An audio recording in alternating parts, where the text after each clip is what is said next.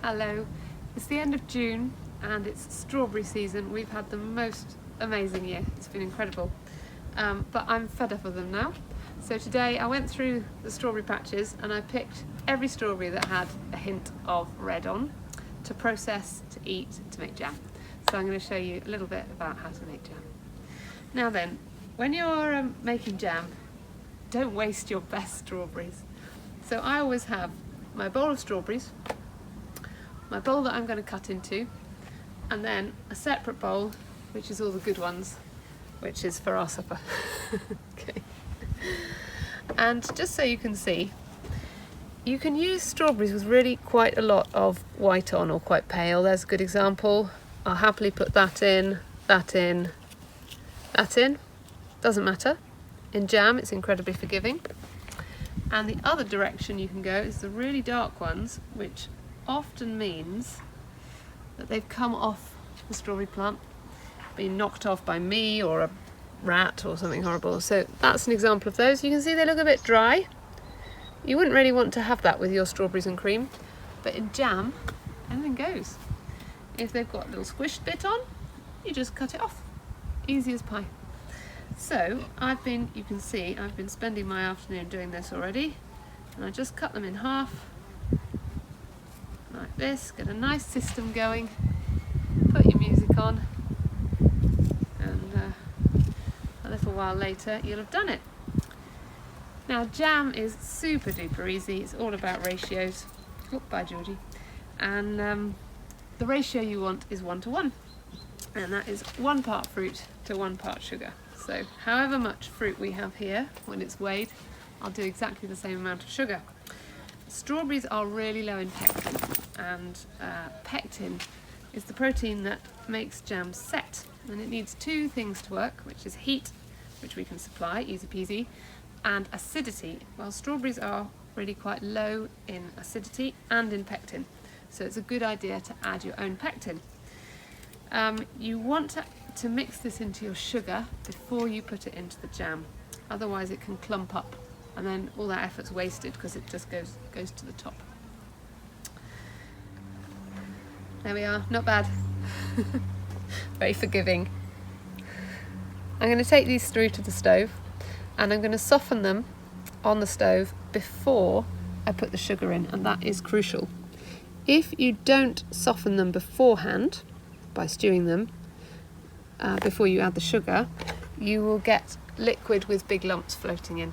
Whereas if you soften them first, you get more of that jammy consistency, which I think is much preferable in jam.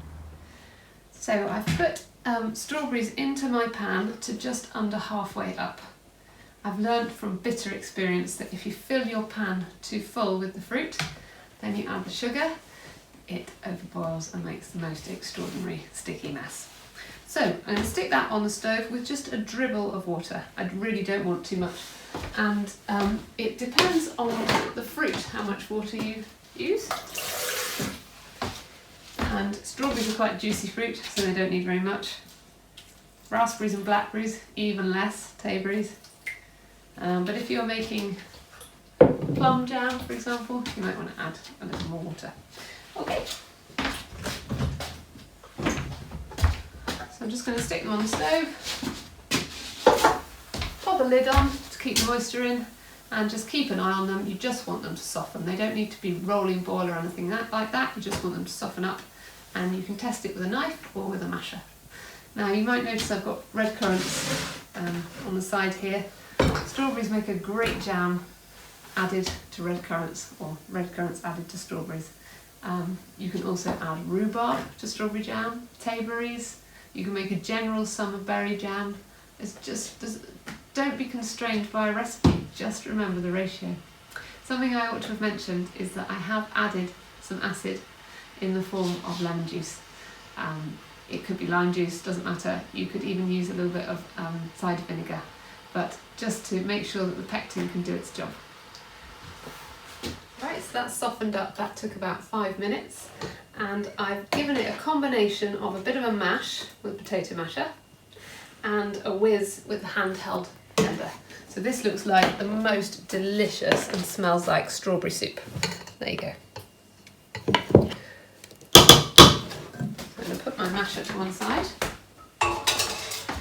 Now, I hope you measured your fruit or weighed your fruit before you cooked it. If you didn't, it's not a disaster. Just slop it into a different container and then weigh it again. Now, I've got the same amount now of sugar as I had of strawberries, which for me was 1500 grams. And I've added the pectin on top, which I've left so you can see the difference between the two. So this granular one is sugar, and this powder here is pectin. So you want to mix them together so that they are indistinguishable. Like that. There you go, it's all done. Quite a horrifying amount of sugar, isn't it? And I'm just going to tip it in. I love this moment. I should say, with any fruit that you make jam with, the younger the fruit, the higher the pectin content and the acidity, actually. So annoyingly, when you might want to make jam with all your overripe fruit, the best thing to make it with would be slightly underripe fruit, which is another reason to put those slightly paler strawberries in as well. Good, I'm going to mix that. Doesn't matter if you're doing this on the stove or on the table.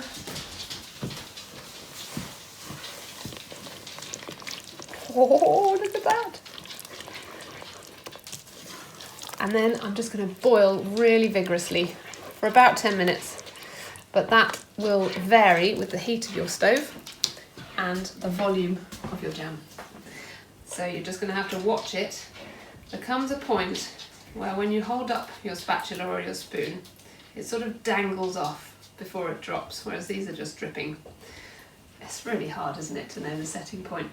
I would say whenever you think it's done, give it another minute or two, especially with strawberry. Strawberry is such a difficult jam to get to set. All right, I'm going to go and do that now. Okay, so that has boiled for actually about 20 minutes at a rolling boil. You must keep an eye on it and keep stirring, touching the bottom, because otherwise what can happen is the bottom can burn and you don't see it from the top, so keep an eye on it. It's reached that point where, look, it's really hanging like, look, it's almost not coming off. That's a drip there. It takes its time and it's really hanging there. Can you see? There, so I'm confident that it will set. So, have your jug to hand. Nice big jug is better. I think a jug is perfectly adequate, you don't need a funnel. And then just pour it when it's hot into your jars, going right to the top. And that prevents too much air getting in. So remember that bacteria and moulds need air and water in order to survive. And the reason we put sugar into jam is not for flavour. I mean, strawberries do not need their own body weight in sugar, do they? It's to preserve them, because sugar is hygroscopic, which means it basically binds to the water molecules and makes them unavailable for microorganisms to grow. So right up to the top, I'm just going to keep on doing this. And while it's still hot, put the lid on. And then, as it cools, the vacuum will form, because the tiny bit of air that's left in there will get smaller, it will contract because it's getting cooler. And you might hear your jars going, which is a good sign. There you go, you're done. That'll keep for at least a year. Enjoy it.